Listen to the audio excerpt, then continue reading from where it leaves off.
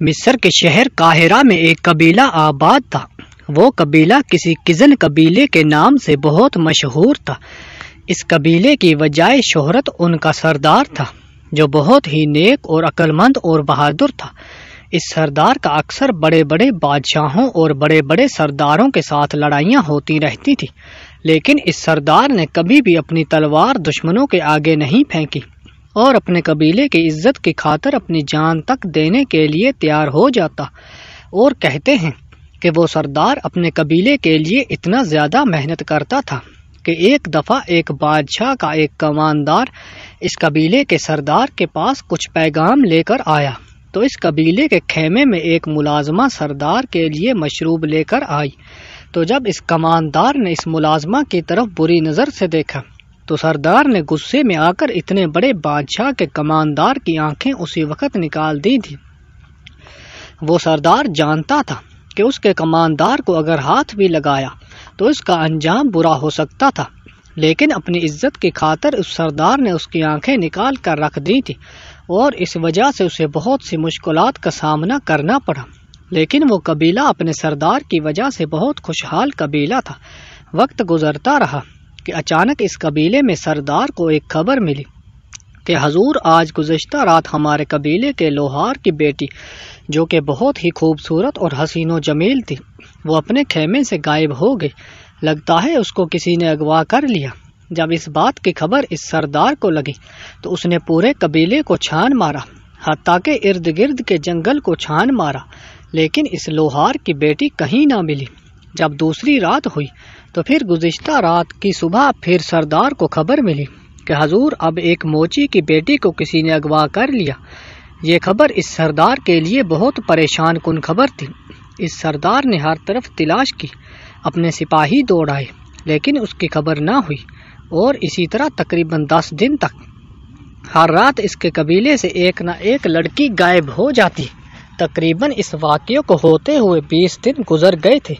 وہ سردار بہت تنگ آ چکا تھا، لیکن ابھی تک دشمن کا پتہ نہیں لگ رہا تھا، حتیٰ کہ ان 20 دنوں کے دوران وہ سردار ساری رات جاگتا، اپنے سارے سپاہی قبیلے کی حفاظت کے لیے تعینات رکھتا، لیکن اغواکار اتنا شاطر تھا کہ وہ بغیر بھنک لگے لڑکی کو اغوا کرتا اور لے جاتا۔ جب وہ بہت زیادہ پریشان ہوا اور دیکھا کہ اب اس کے قبیلے میں ایک لڑکی ایسی نہیں بچی جو کہ کنواری ہو اور اغوا نہ ہوئی ہو، تو وہ پریشانی کی حالت میں سلطان صلاح الدین ایوبی کے پاس جا پہنچا اور سلطان کو ساری صورتحال کے بارے میں بتایا۔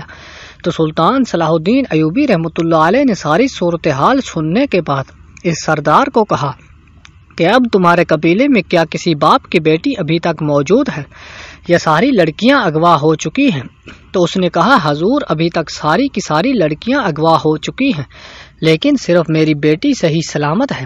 تو سلطان صلاح الدین ایوبی رحمۃ اللہ علیہ نے فرمایا کہ اگر تم وقت پر نہ پہنچے تو تمہاری بیٹی بھی آج اغوا ہو جائے گی، اور مجھے شک نہیں بلکہ پورا یقین ہے کہ لڑکیوں کو اغوا کرانے میں تمہارے قبیلے میں کوئی غدار موجود ہے۔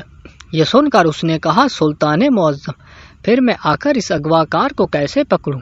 وہ اتنا شاطر ہے کہ پتہ ہی نہیں چلتا، اور ہاتھوں کے درمیان وہ لڑکی کو اغوا کر کے لے جاتا ہے۔ تو سلطان صلاح الدین ایوبی رحمۃ اللہ علیہ نے کہا میرے پاس ایک ایسی ترکیب ہے جس سے تم اس اغوا کار کو پکڑ سکتے ہو۔ تو اس نے کہا سلطان معظم کون سی ترکیب ہے؟